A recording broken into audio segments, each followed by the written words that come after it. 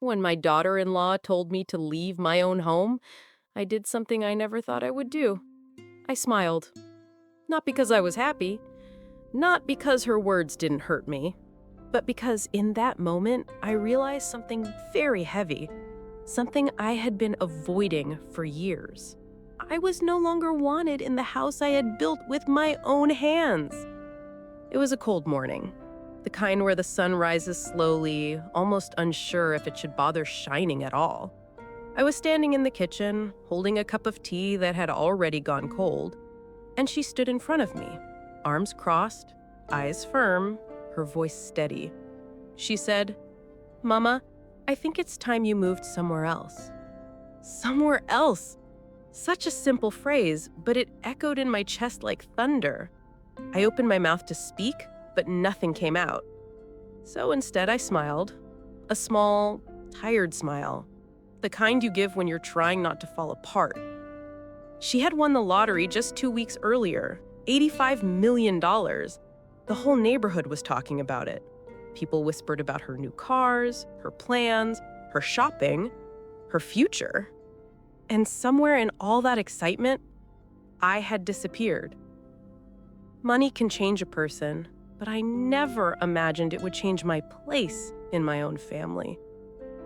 As she stood there waiting for my answer, I kept thinking about all the mornings I had spent in that very kitchen, making tea for my son, cooking for the grandchildren, folding laundry, keeping the house warm and peaceful. I remember the laughter, the birthdays, even the small arguments that ended with hugs. But that morning, there was nothing warm left. Only distance. Only cold tea. Only the quiet truth that my time in that house had come to an end. I finally managed to whisper, "If that's what you want, my child, I'll go." She didn't argue. She didn't soften. She simply nodded. And that nod told me everything. This wasn't a misunderstanding. This wasn't a temporary mood. This was a decision. As I walked back to my room to start packing, my hands trembled. Each step felt like I was walking away from years of my life. But I didn't cry. Not then. Because sometimes tears don't come when your heart breaks. They come later, when you're alone, and no one is watching. I did not start packing right away. I sat on the edge of my bed for a long time, my hands resting on my lap, listening to the quiet house around me. It is strange, how a home can feel different in just a single morning. The walls that once felt warm now felt unfamiliar. The air felt heavier, like it was carrying a message I was still trying to understand. But before I tell you how things slowly fell apart, I should tell you how it all began. Because nothing happens suddenly. Even heartbreak has a history. My name is Sophia. I am 63 years old. I am a widow. My husband, Rashid, passed away 9 years ago. He was a gentle man with a soft voice and a quiet smile. When he died, I felt like half of me went with him. But I stayed strong because of our son, Hamza. Hamza was always a good boy, responsible, hardworking, the kind of son who checks on you even when he's busy. After his father died, he became even more protective. He didn't want me living alone, so he said, "Mama, stay with me. This is your home, always." And for years, it truly felt like home. When he married Alina, my daughter-in-law, I opened my heart to her. I really did. She was young, modern, ambitious, a girl with big dreams. She worked long hours and always talked about wanting a better life. I respected that. I admired her drive. In the beginning, we got along well. We cooked together sometimes. She taught me new recipes from YouTube, and I taught her the old family ones. We shared tea in the evenings, talking about her day at work, or my day with the grandchildren. Oh yes, the children. My two little stars, Rania and Yusuf. Rania was 7 with a bright smile and curious eyes. Yusuf was 5, always running, always laughing. They filled the house with noise and joy. They made me feel needed. I would wake up early to prepare their breakfast, pack their school bags, comb Ranya's hair, tie Yusuf's shoelaces. Simple things, yes, but they made my days meaningful. For a long time, everything was peaceful. But little by little, things changed. It started with tiny moments most people would ignore, moments I told myself not to take seriously. For example, when Alina would tell the children, "No, don't ask Dottie to help. Dottie gets tired." Or when she would say in front of guests, "Oh, Mama likes to do things her old way. She doesn't understand modern stuff." She didn't mean harm, I kept telling myself this. She was young, maybe she didn't realize how her words sounded. But a few of those moments stayed with me longer than they should have. Sometimes she would talk about buying a bigger house, a modern one with space and privacy. I always smiled and said, "Inshallah, one day." But inside, a small part of me wondered, privacy from whom? Still, we lived like a normal family. Breakfast together, dinner together, weekends filled with grocery shopping, children's homework, movie nights on the living room floor. And then the lottery happened. It was a normal Wednesday afternoon. Alina came home early, breathless, eyes wide, shaking a paper in her hand. I thought something terrible had happened.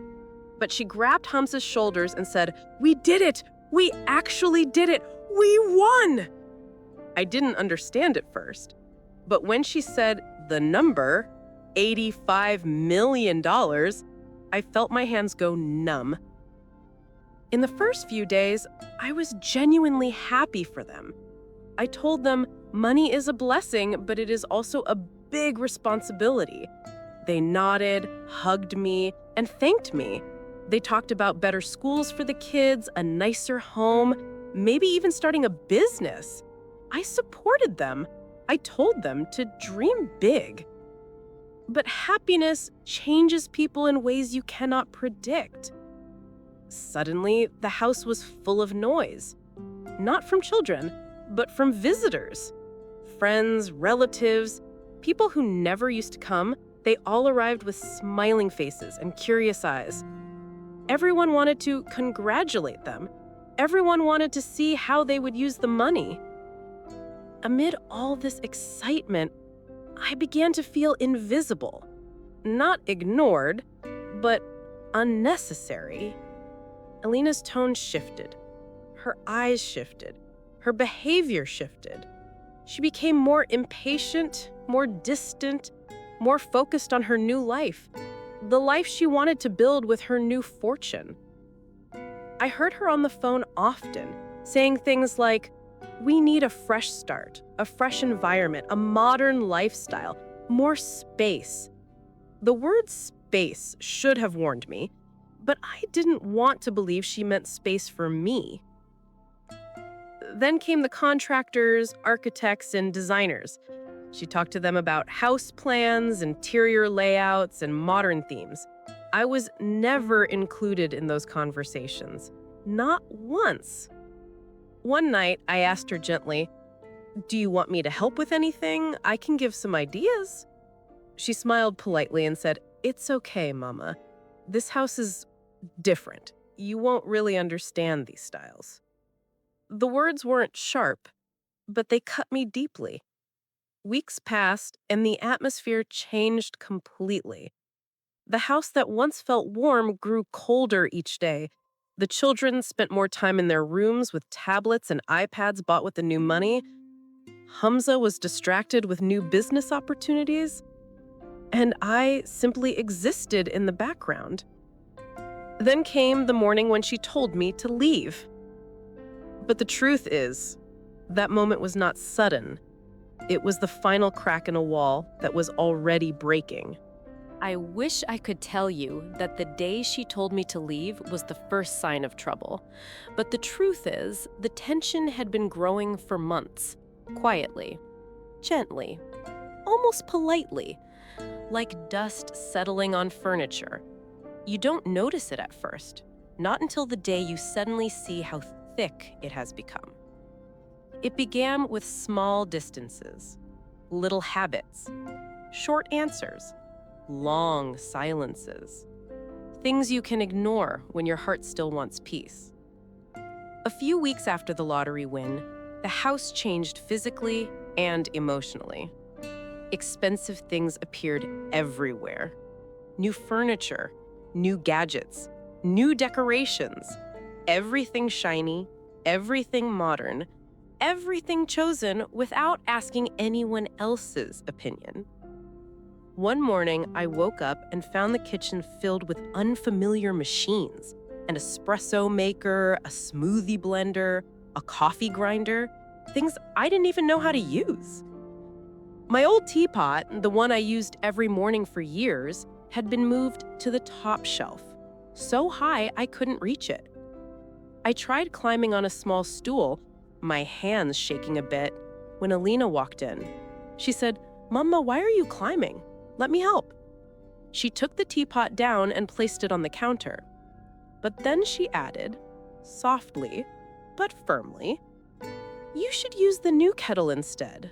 It's faster. The old one doesn't match anything now." Doesn't match anything? A strange thing to say, but I let it go. These moments kept happening. I would walk into the living room and see the children playing with toys they never used before. Expensive, complicated ones. I would try to sit with them, tell them a story, teach them something. But Alina would say, "They're busy, Mama, let them play." When I tried helping with dinner, she would say, "It's okay, Mama, I've ordered food."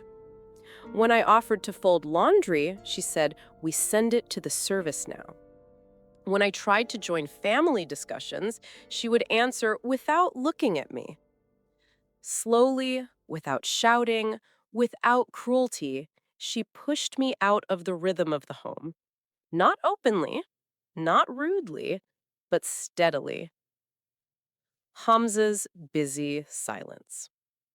My son, Hamza. He's a good man, but sometimes good people stay silent because they don't know what to do. He started leaving early for meetings about his new business ideas. He returned late, tired, distracted. He kissed the children, greeted me with a smile, but the smile was weak, more habit than emotion. When I tried to talk to him about Alina, he would say, "Mama, she's just excited. She's handling so much right now." Or, "Mama, please don't take things personally. You know she's not used to the attention." I understood, truly. But every time I opened my heart to speak, the words stayed stuck. Because I didn't want to be the mother who comes between her son and her wife. And I didn't want to be the reason for any conflict. So I stayed quiet. I told myself things would settle. This hurt me the most. Before the lottery, the children were always around me, tugging my clothes, climbing into my bed in the morning, asking me to braid Ranya's hair, asking for food, asking for stories. I loved that chaos. But the new life brought new distractions. New tablets, new games, new tutors, new schedules. When I knocked on Ranya's door, she would say, "I'm doing something." When I asked Yusuf to sit with me, he said, "I'm watching a video." Not because they didn't love me, but because children go where their attention is pulled. And Alina kept pulling them toward a world that didn't include me. One afternoon, I was teaching Rania how to sew a simple line on cloth. She was smiling, trying hard, pricking her fingers sometimes. I kissed it gently and said, "This is how I learned too." Just then, Alina walked in. "Oh, honey, you don't need to learn that old stuff. Come, I signed you up for a creative class online." And just like that, Rania stood up and left. The half-sewn cloth lay in my lap like a small goodbye. If you ask me when I truly felt the atmosphere changing, it was when I found the new house drawings on the dining table. They were large sheets of paper covered with colorful diagrams, rooms, spaces, designs. A luxury villa, high ceilings, modern furniture. I smiled when I saw them. I thought, maybe they want to show me. But when I picked up the drawings, I noticed something. There were 3 bedrooms for the family, 1 guest room, 1 study, 1 storage room, 1 entertainment room, but no room for me. Not even a small corner. My hands began to shake, not out of anger, not out of heartbreak, but out of realization. A quiet, simple thought. Oh, I am not part of this future.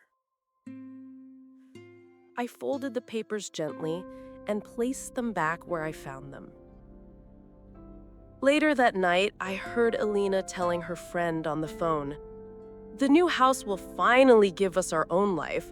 No more old-fashioned routines, just space, just freedom." Her friend asked, "What about Hamza's mother?" Alina laughed softly and said, "She'll be fine. She can stay somewhere else, maybe with relatives. She's a grown woman." A grown woman. Yes, I suppose I was. But never had I felt more small.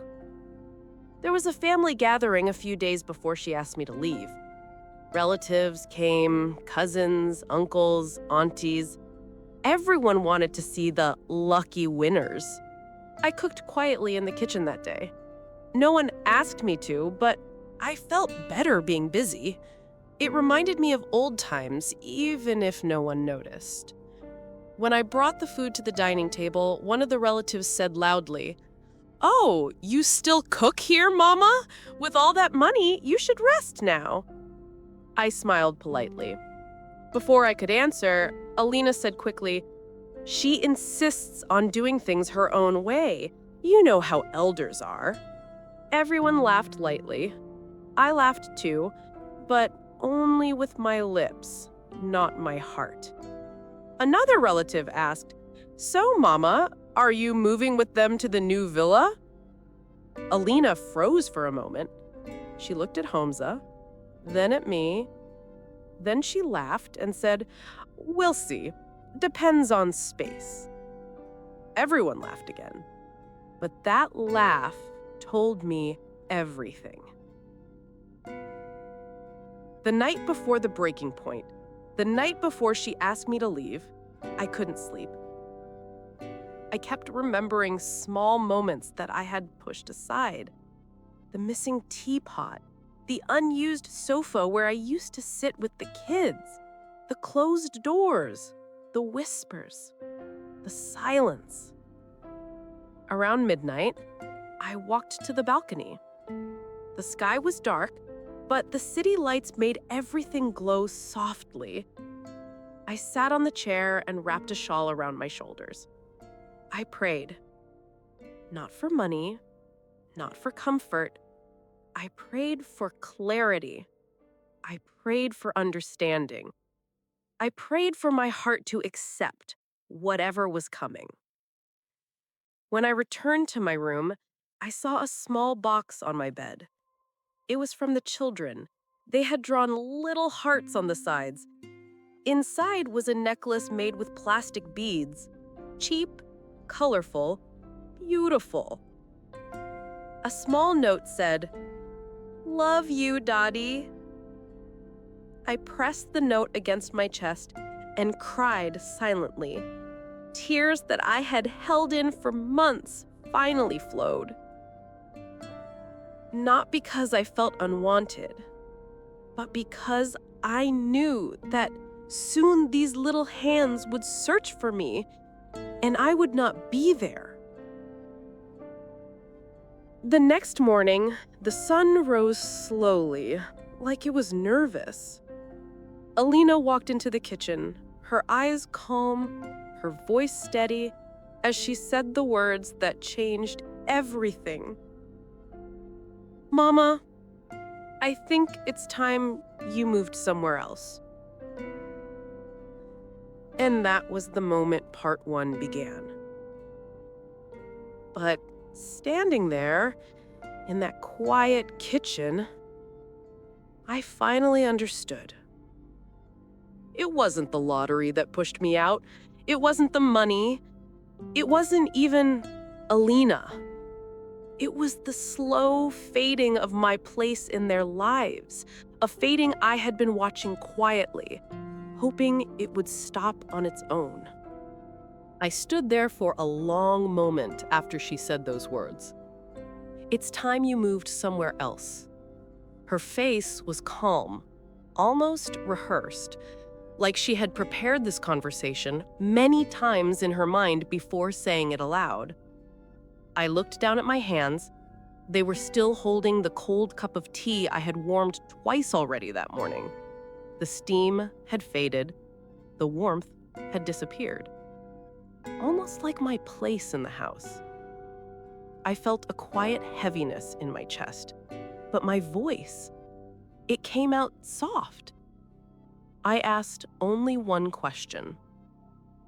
Alina, did I do something wrong? She shook her head slowly. No, Mama, it's not about wrong. It's just time for us to have our own space, our own life, our own space, our own life. I had heard those words before, in her phone calls, her whispers, her plans, but hearing them directed at me felt different. It felt final. I nodded slowly, trying to understand, trying to act strong. But inside, I felt like a hand was gently closing around my heart. I tried again. And Hamza? Did he say something? She looked away. He agrees. He understands what I need. Those words? They stung more than anything else.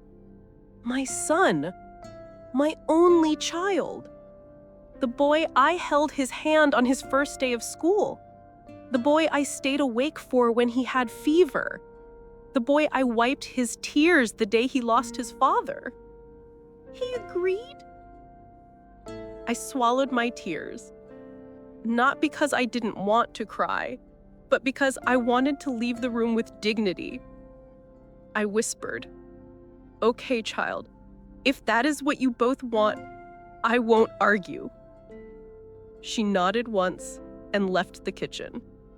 Just walked away, leaving me with the fading smell of cooling tea and a silence that felt too loud. Packing in silence. I went to my room, closing the door quietly behind me. My room was small, but it had been my safe place. The window faced the garden, and every morning I watched the sunrise. I liked the way the light touched my quilt. I liked the sound of the birds. I sat on the bed again, letting my hands rest still, almost afraid to move. For a few minutes, I simply breathed. Deep breaths, slow breaths, trying to gather courage. Finally, I stood up and opened my cupboard. My clothes were neatly folded, saris, shawls, soft sweaters, the simple outfits I wore every day. I touched them one by one, feeling their memories. The maroon shawl Rashid bought me one winter, the white kurta I wore on Hamza's graduation, the gray one Rania spilled juice on when she hugged me too tightly, the mustard dupatta Yusuf always pulled when he wanted attention. I folded each piece carefully, not rushing, not trembling, just moving slowly, like someone turning pages of an old, fragile book. Every item I placed inside the suitcase felt like accepting a truth I wasn't ready for. I packed my photographs last. One from my wedding day, Rashid smiling shyly at the camera. One of baby Hamza, with tiny fists and big eyes. One of the children sitting on my lap while I read them a story. My hands shook when I held that last one. I wiped the glass frame with my shawl and whispered softly, "Maybe this chapter was always meant to be short. Maybe it's okay."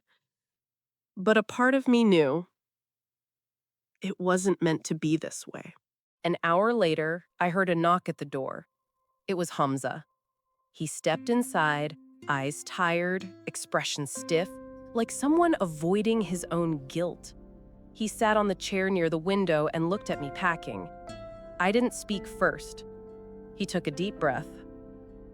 "Mama, I hope you understand. Alina is feeling overwhelmed. We have so much happening. The new house, the plans, the pressure." I kept folding my clothes quietly. He continued, "It's not forever, maybe just for a while. She just needs space. And the new house, the rooms, they're already assigned." I nodded gently. "It's okay, Beta," I whispered. "I don't want to be a burden." He closed his eyes tightly. "Mama, you're not a burden. Please don't say that." I finally looked at him. "Then why do I feel like one?" He didn't answer. He looked down at his shoes like a child caught doing something wrong. For the first time, I realized how small and helpless he looked. Not because of me, but because he was torn between two worlds, and he didn't know how to hold both. I reached out and touched his hand. "Don't worry, I'm not angry. I just didn't expect this." He squeezed my hand once, weakly, then stood up. He whispered, "Mama, I'll visit you. I promise." I knew he meant it, but I also knew promises change when life changes. He left the room after a few minutes, closing the door gently. It felt like a final goodbye. A little while later, the children came running in. Rania stopped when she saw my half-packed suitcase. Her smile faded. "Dadi, where are you going?" I knelt down and hugged her tightly. "I'm just gonna stay somewhere else for a little while." Her voice cracked. "Why? Don't you live here?" Yusuf climbed onto my lap and held my neck firmly. I kissed his forehead. "Sometimes grown-ups make decisions. It's okay, my loves. I'm not far." Rania wiped her eyes. "But I sleep in your room when I get scared." My heart broke silently. I brushed her hair gently. "You can call me anytime, and I will always love you." They hugged me for a long time. And in that moment, I almost changed my mind. I almost begged to stay. But I didn't. Because staying where you're not wanted hurts more than leaving. Alina appeared at the door after some time and said, "Kids, give Dadi some space. Let her finish." Her voice wasn't harsh. It was just distant. The children obeyed her and left the room reluctantly. My chest felt hollow. When everything was packed and the sun began to set, I picked up my suitcase and walked to the front door. The house was quiet. Too quiet. Like it was watching me leave. Hamza stood near the staircase, unsure, almost waiting for me to change my mind. Alina stayed in the living room, pretending to be on her phone. The children peeked from behind the hallway, their eyes filled with worry. I put on my shoes slowly, holding the wall for balance. I whispered one last time. "This was my home, and I hope one day it feels like home for all of you again." Hamza hugged me, a tight hug, the kind that holds apology and helplessness at the same time. "Mama, message me when you reach," he said softly. I nodded. Alina didn't come forward. She didn't say goodbye. She didn't say anything. I opened the door. A breeze touched my face. Cool, calm, almost like the world was telling me, it's okay. You're not alone. I stepped outside with my suitcase. The door closed behind me. The sound of that door closing, it felt like the ending of a lifetime. The weeks that followed felt like walking through the slow, careful warmth of early spring.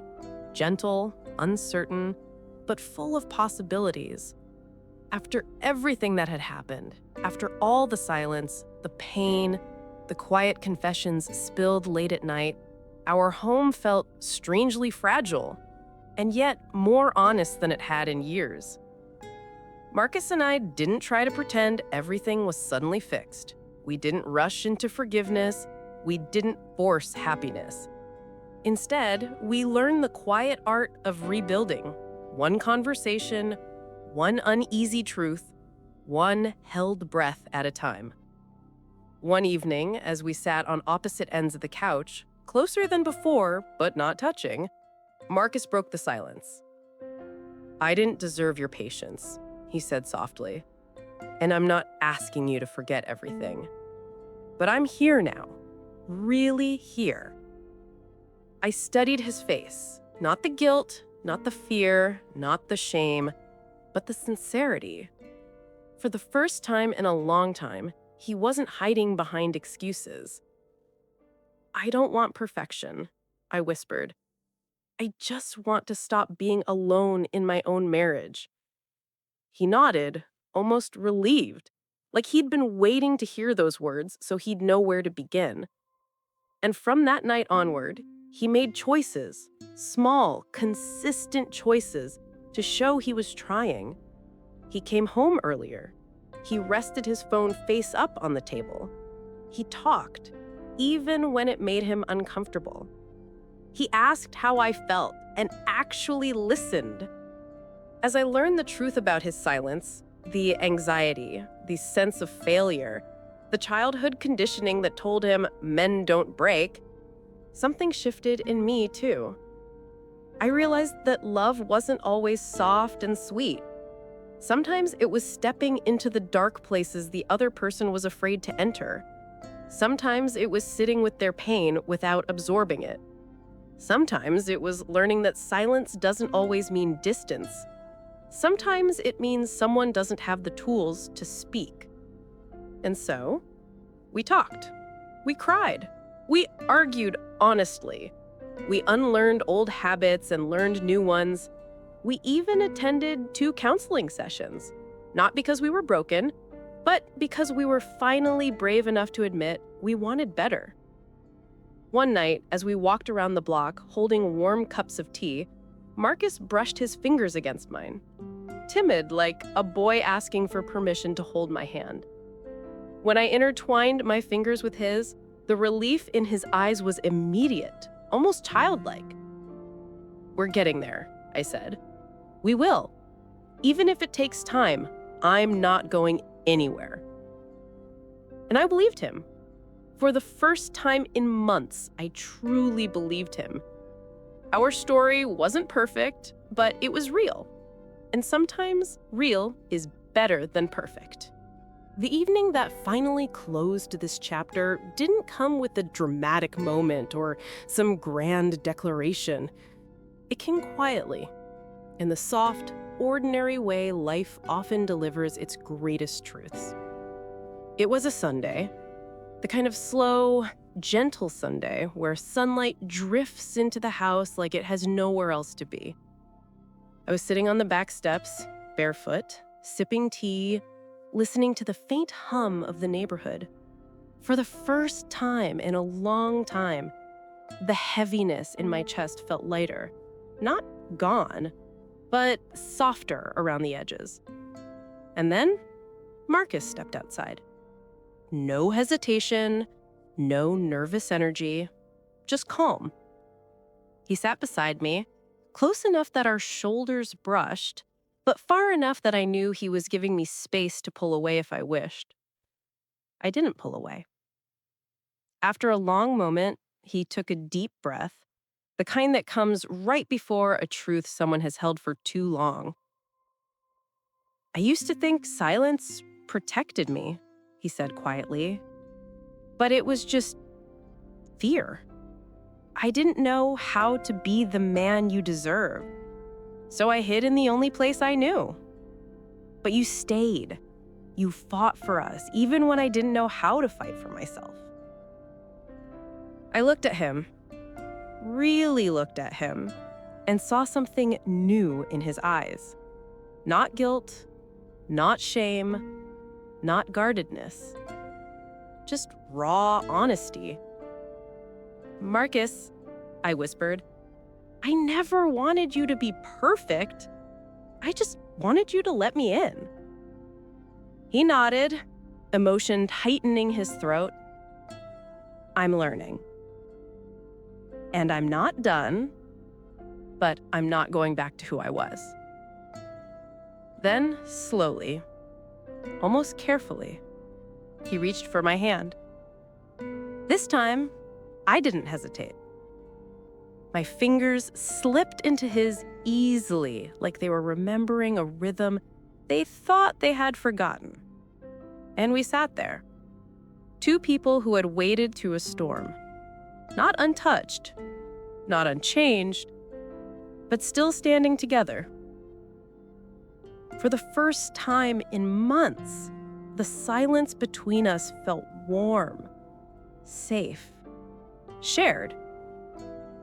It wasn't the silence of distance anymore. It was the silence of understanding. A silence that said, "We made it. Not perfectly, not gracefully, but together."